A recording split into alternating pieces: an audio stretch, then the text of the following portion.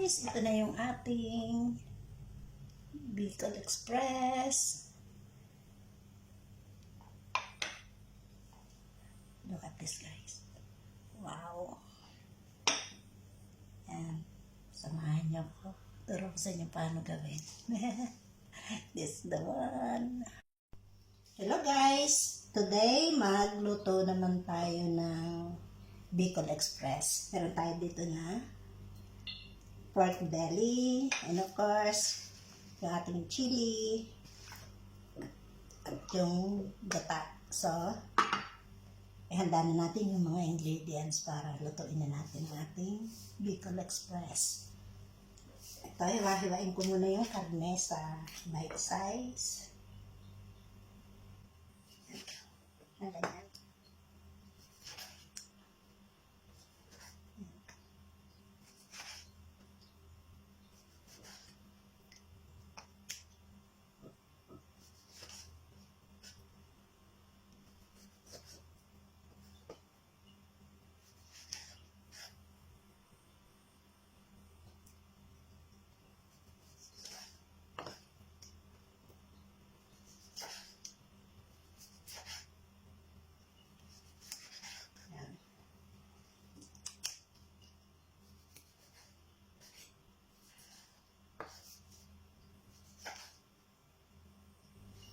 Nasa inyo naman kung anong size ang gusto nyo katin.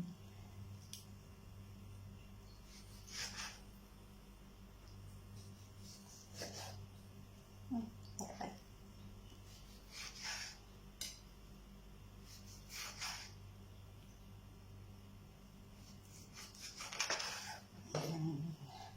Okay. Nahugasan na to kaya isatasay natin.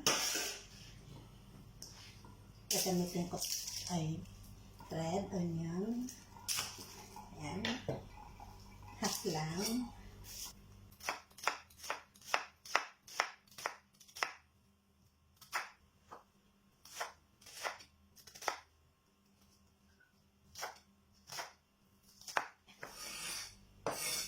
Kami din palang half. Kasi malaki yung atin. Then, mga ng garlic, kasi malalaki naman yung garlic. Cloves ng garlic. I-mince din natin itong garlic.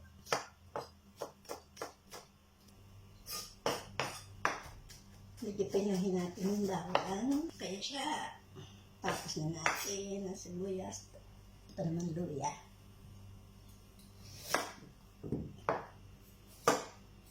Yan, tama lang pa. Ganito lang sibuyas. Pinuhin din natin.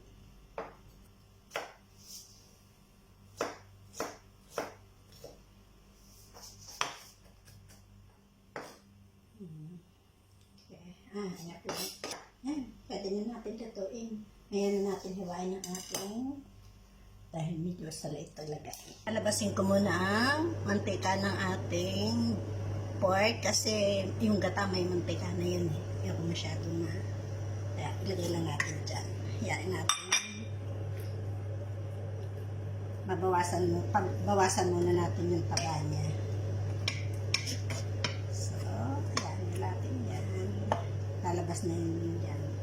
Takpan natin. Ayan, medyo na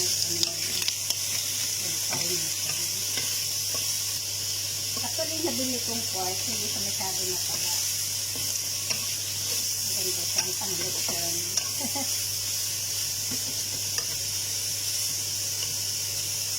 Kaya adobo, kasi hindi siya masyado, tama-tama lang yung na kanyang laman at kakataba. So, anyway, bawasan pa rin natin yung mantika. Ayan. So, diba? Libas na yung mantika niya.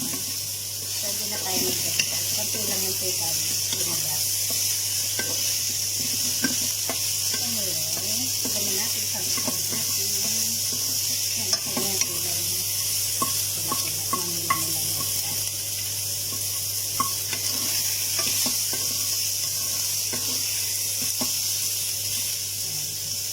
Ayan, din na natin kailangan maglagay pa ng mga mantika. Ganyan natin mix ang ating ingredients. Yan, lagyan na natin ang ating ginger.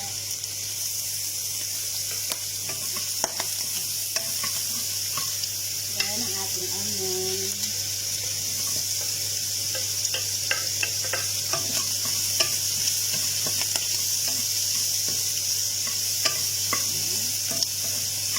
Sunod ng garlic. Ganun din yan.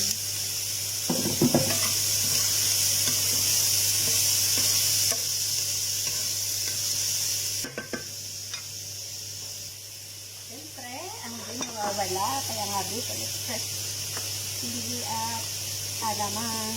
Yan. Isang maglalaking pagsarita na lang. Dagdagan natin. Maya na lang natin dagdagan ng ano pa. Depende pag alasahin natin. Pag napasobra kasi, hindi natin napapalayan. Alam mo yan ulit.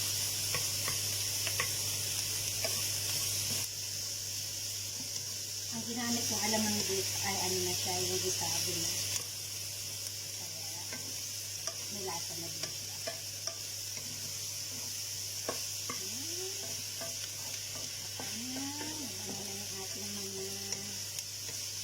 Sibuyas. Lagyan na natin ang ating gata.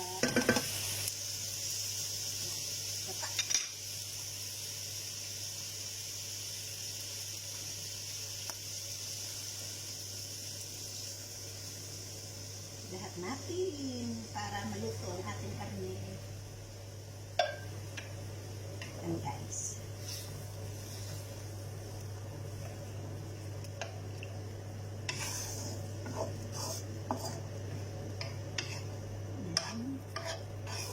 Yan lang kadali. Hayaan lang natin siya mantika dyan. Yan. Yan guys. Tapipan natin. And then, wait mga 20 minutes. Kabera natin. Tingnan din natin. Check lang natin kasi ba masunog naman. So, let's say, lutuin natin ito ng mga 20 minutes more. Medium low fire. And guys, check natin. Paano na? Oh, wow. Unti-unti lang. Lumalapot lang. Ayan, unti-unti na. Yes. Ilagay na natin ang ating chili.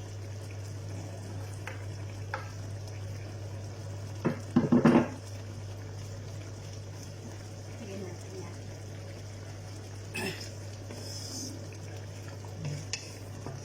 Timplahan natin kung ano pang kailangan natin. May anghang na siya kasi yung palamang ko may anghang yun. Pero gusto ko siyang lagyan ng konting suka.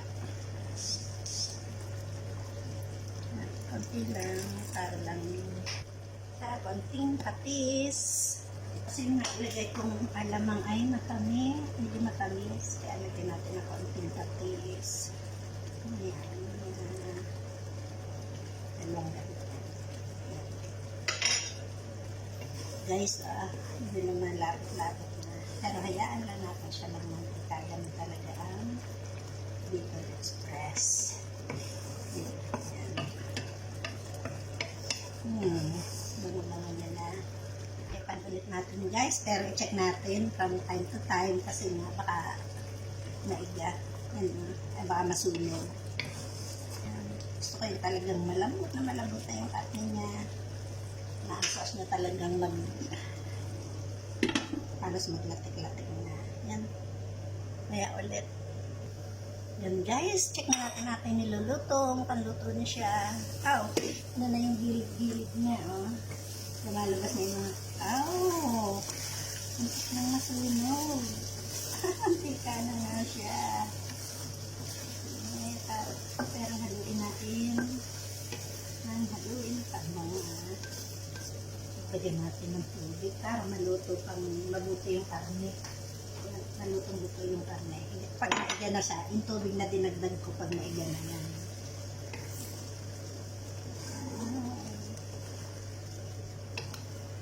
Patience is the key para makain ng masarap. Pag naiga na yung dinagdag natin tubig at oil na lang ng gata ang natitira, okay na siya. And guys, check na natin, baka luto na to. Wow.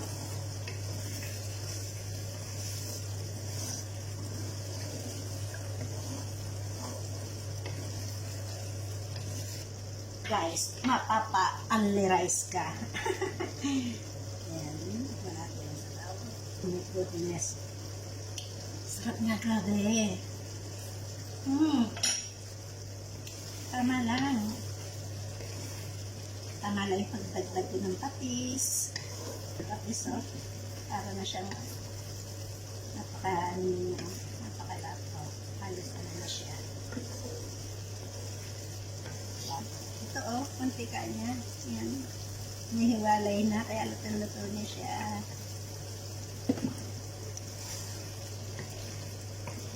Parang ang tawag dito, parang adobo sa gata. Yes. Oh my goodness, ang ganda niya. Guys, oh, pakita ko sa inyo sinasabi kung ano talaga yung mantika niya, oh. Mantika niya sa gata. Nawalay na.